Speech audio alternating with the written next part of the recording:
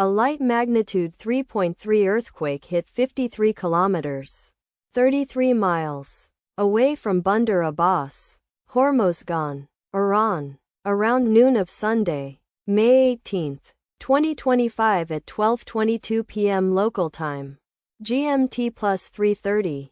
The depth of the quake could not be determined, but is assumed to be shallow.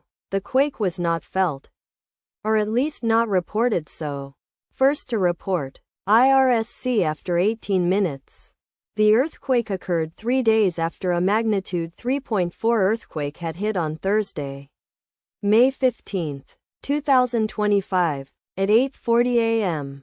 GMT plus 3:30 local time, in 24 kilometers, 15 miles, distance to the southwest. Data source from Volcano Discovery. Did you feel it? Let us pray. May the earthquake that occurred not affect our brothers and sisters there. May the earthquake not happen again. And may God protect everyone. Amen.